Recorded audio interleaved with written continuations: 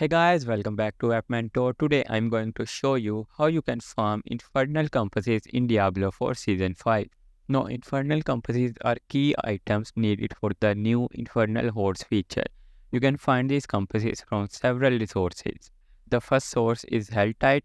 You have a 50% chance to get a compass from regular Helltide chests and a 100% chance from mystery or living steel chests. The second source is the Pit and the Nightmare Dungeon, as they can drop high tier compasses.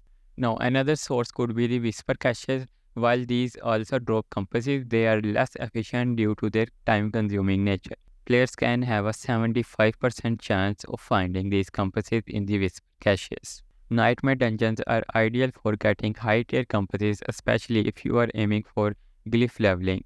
And if in Helltides, open as many chests as possible to increase your chances of getting compasses.